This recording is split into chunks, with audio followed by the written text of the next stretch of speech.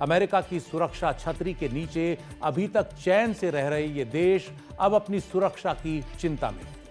इस दिशा में पहल की है फ्रांस के राष्ट्रपति इमैनुअल मैक्रों ने, जो यूरोप को अमेरिका द्वारा मुहैया कराई गई सामरिक सुरक्षा का विकल्प देने की तैयारी में दिख रहे हैं। मैक्रों ने बुधवार को देश के नाम एक संबोधन के दौरान साफ कहा कि अनिश्चितता से भरे इस समय में यूरोपियन देशों की सुरक्षा फ्रांस की डिटरेंट फोर्स से जुड़ गई है। डिटरेंट फोर्स का सीधा मतलब है परमाणु हथियार। मैक्रों ने कहा कि उन्होंने इस मसले पर सामरिक बहस को शुरू करने का फैसला किया है। उन्होंने यह भी साफ किया कि जो भी होगा, फैसला हमेशा फ्रांस के राष्ट्रपति के हाथ में होगा, जो सशस्त्र सेनाओं के प्रमुख हैं। अपने संबोधन में फ्रांस के राष्ट्रपति ने रूस को फ्रांस और यूरोप के लिए खतरा बताया। सीधे सीधे कहा जाए तो मैक्रो बता रहे हैं कि समय आ गया है जब यूरोप को अपनी सुरक्षा के लिए अमेरिका के बजाय अपने ही बीच के देश फ्रांस पर भरोसा करना चाहिए। Alors face à ce monde de danger, rester spectateur serait une folie.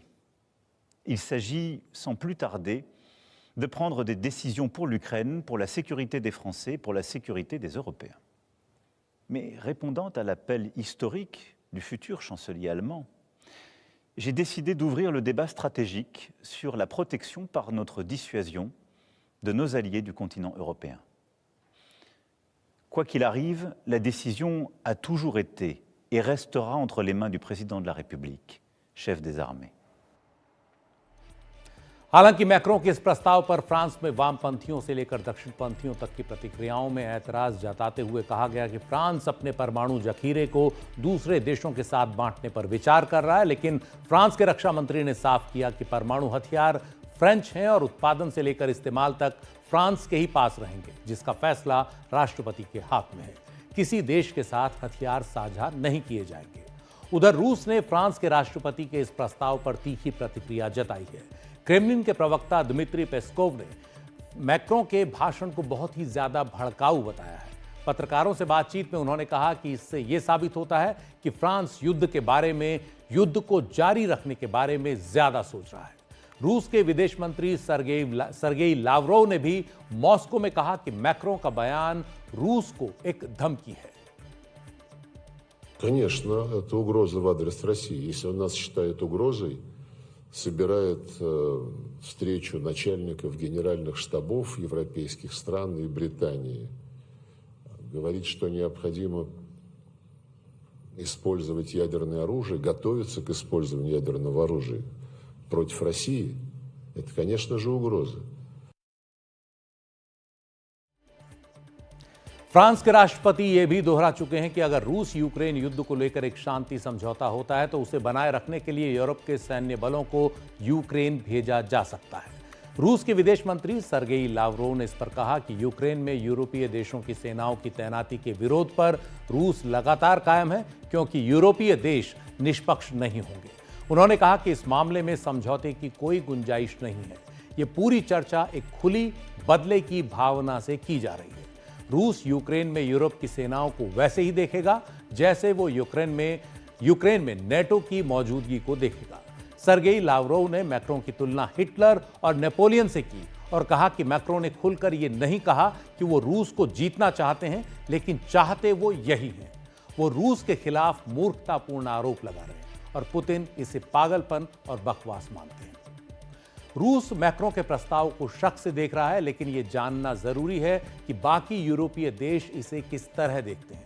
अधिकतर यूरोपीय देश इस सिलसिले में मैक्रों के रुख से सहमत दिख रहे हैं, जबकि कुछ अब भी असमंजस में हैं। स्वीडन के प्रधानमंत्री उल्फ क्रिस्टेशॉन ने कहा कि सभी लोगों की तरह स्वीडिश लोग जितना संभव हो उतने कम परमाणु हथियार चाहते हैं, लेकिन अभी हमें खुश और कृतज्ञ होना चाहिए कि 2 पड़ोसी देश हैं जिनके पास परमाणु हथियार हैं। इसलिए यह अच्छा है कि फ्रांस खुलापन दिखा रहा है। अमेरिका का करीबी साथी रहा डेनमार्क, जो ट्रंप द्वारा अपने ग्रीनलैंड इलाके पर कब्जे की बात से हैरान है, वो भी मैक्रों के प्रस्ताव से खुश है। डेनमार्क के प्रधानमंत्री मेटा फ्रेडरिक्सन ने कहा कि मुझे लगता है कि हमें हर बात पर अब विचार करना चाहिए। सभी अच्छे विचार हमारे विचार विमर्श का हिस्सा होना चाहिए। पोलैंड के प्रधानमंत्री डोनाल्ड टस्क ने कहा कि हमें फ्रांस के प्रस्ताव पर गंभीरता से विचार करना चाहिए। हमेशा की तरह ब्यौरा यानी डिटेल्स ज्यादा जरूरी हैं, लेकिन इस सिलसिले में फ्रांस की इच्छा बहुत खास है। उधर तत्कालीन सोवियत संघ से सबसे पहले अलग हुए बाल्टिक देशों की चिंता यह है कि अगर यूक्रेन पर रूस हावी हो गया तो उसके बाद अगला नंबर उनका ही है। लिथुआनिया के राष्ट्रपति गीतानस नौसेदा ने इसे बहुत ही दिलचस्प विचार बताया। कहा कि हमें परमाणु सुरक्षा छतरी से ऊंची उम्मीदें हैं क्योंकि ये रूस के हमले से बचाव में बहुत अहम होगा। लात्विया की प्रधानमंत्री एविका सेलिनिया ने फ्रांस के प्रस्ताव को विचार करने का एक मौका बताया और कहा कि इस मामले में देश के अंदर और बाहर बाकी यूरोपीय साथियों से बातचीत के लिए और समय की जरूरत है। फिलहाल हमारी सुरक्षा की गारंटी अमेरिका के साथ करीबी सहयोग में है। चेक प्रधानमंत्री पेत्र फियाला भी इस मामले में फिलहाल संयम बरतने के पक्ष में हैं। उन्होंने कहा कि मैक्रों के प्रस्ताव पर विचार संभव है, लेकिन अभी हमारी सुरक्षा की गारंटी अमेरिका के साथ करीबी सहयोग पर टिकी है। उधर जर्मनी के चांसलर ओलफ शुल्ज जो अपने पद से हटने वाले हैं, वो मैक्रों से रणनीतिक तौर पर सहमत नहीं है। उनका मानना है कि यह जरूरी है कि अभी अमेरिका की फौजी सुरक्षा को न छोड़ा जाए। लेकिन पिछले महीने जर्मनी में चुनाव जीतने वाले नेता और संभावित चांसलर फ्रेडरिक मर्ज ने कहा कि फ्रांस के साथ परमाणु सहयोग पर बात करनी चाहिए। जर्मनी उन यूरोपीय देशों में से है जहां नेटो के तहत अमेरिका के परमाणु हथियार तैनात हैं। चुनाव जीतने के बाद से जर्मनी की क्रिश्चियन डेमोक्रेटिक यूनियन के नेता फ्रेडरिक मर्ज जर्मनी को ट्रंप के अमेरिका से दूर रखने की बात कर रहे हैं। ट्रंप के अमेरिका से। यूरोप में जर्मनी सबसे बड़ी अर्थव्यवस्था है और दुनिया की चौथी सबसे बड़ी अर्थव्यवस्था।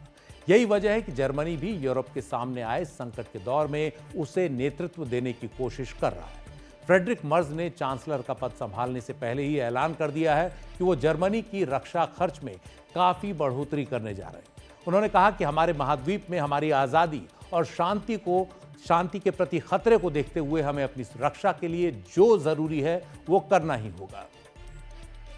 यूरोपियन यूनियन के बाहर लेकिन यूरोप के अंदर आ चुका ब्रिटेन भी यूक्रेन की सुरक्षा को लेकर बाकी यूरोप के साथ है और ये बात समझ रहा है कि ट्रंप के बदले रवैये के चलते उसे भी अपनी सुरक्षा को गंभीरता से लेना होगा। इस मामले में ब्रिटेन के प्रधानमंत्री सर कीर स्टारमर फ्रांस के राष्ट्रपति के साथ यूरोप का नेतृत्व करने की कोशिश कर रहे हैं। बीते कई साल में पहली बार ब्रिटेन और फ्रांस एक दूसरे के इतना करीब दिख रहे हैं। इस बीच यूक्रेन के मुद्दे पर यूरोपियन यूनियन के नेताओं की आपात बैठक गुरुवार को ब्रसेल्स में हो चुकी है। इस बैठक में यूक्रेन के राष्ट्रपति वोलोदिमीर ज़ेलेंस्की भी शामिल रहे।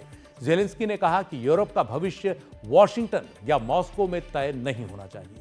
फ्रांस के राष्ट्रपति इमैनुअल मैक्रों द्वारा यूरोप की सुरक्षा के लिए अपने परमाणु हथियारों के इस्तेमाल के विचार के बीच हुई इस बैठक में यूरोप की सुरक्षा को जल्द से जल्द पुख्ता करने पर विचार किया गया। यूरोपियन कमीशन की प्रमुख उर्सुला वॉन डेर लेयन ने कहा कि आज इतिहास लिखा जा रहा है। इसके साथ ही उन्होंने प्रस्ताव रखा कि सभी देश अपनी जेब ढीली करें और रक्षा पर ज्यादा खर्च करें। यह अब साफ हो रहा है कि यूरोप को अब अपनी सुरक्षा के लिए 700 अरब डॉलर का इंतजाम करना होगा। सैनिक साजो सामान खरीदने के लिए 162 अरब डॉलर के लोन की बात चल रही है। अब सवाल यह है कि एटमी लिहाज से यूरोप की सुरक्षा कैसे होगी। यूरोपियन यूनियन की बात करें तो वहां अकेला फ्रांस है, वही है जिसके पास अपने परमाणु हथियार हैं। ब्रिटेन यूरोपियन यूनियन से बाहर है। Stockholm International Peace Research Institute SIPRI के मुताबिक फ्रांस के पास दुनिया में चौथा सबसे बड़ा परमाणु जखीरा है। उसके पास करीब 290 परमाणु हथियार हैं। फ्रांस के कुल परमाणु हथियारों के करीब 80% पनडुब्बियों पर बैलिस्टिक मिसाइल्स के तौर पर तैनात हैं। इसके अलावा लंबी दूरी के बम वर्षकों में क्रूज मिसाइलों पर भी परमाणु हथियार लगे हुए हैं। हालांकि फ्रांस नेटो का सदस्य है, लेकिन उसके परमाणु हथियार नेटो के जॉइंट मिलिट्री कमांड स्ट्रक्चर का हिस्सा नहीं है। उसके एटमी हथियार स्वतंत्र हैं। ऐसा क्यों हुआ, इस पर भी आगे करेंगे बात। सिप्री के मुताबिक ब्रिटेन जो अब 27 देशों के यूरोपियन यूनियन का सदस्य नहीं है, उसके पास भी करीब 225 परमाणु हथियार हैं। ब्रिटेन के परमाणु हथियार नेटो के तहत इस्तेमाल किए जा सकते हैं। हालांकि उनमें खास बात यह है कि वो अमेरिका की तकनीकी सहायता पर भी काफी हद तक निर्भर है। तो यूरोप के सामने चुनौती कैसी है, इस पर डाल लेते हैं एक नजर। Stockholm International Peace Research Institute SIPRI के मुताबिक जून 2023 तक दुनिया में सबसे अधिक परमाणु हथियार रूस के पास थे। इनकी संख्या थी 5889। इनमें वो सभी हथियार हैं जो भंडार में हैं या तैनात किए गए हैं या फिर जो बेकार भी कर दिए गए हैं। दूसरे स्थान पर सबसे ज्यादा 5,244 परमाणु हथियार अमेरिका के पास हैं। तो अकेले रूस और अमेरिका के पास दुनिया के कुल परमाणु हथियारों का करीब 88% है, जो पूरी धरती को कई बार बर्बाद करने में सक्षम है। 410 परमाणु हथियारों के साथ तीसरा स्थान चीन का है। फ्रांस के पास 290 परमाणु हथियार हैं और ब्रिटेन के पास 225 परमाणु हथियार।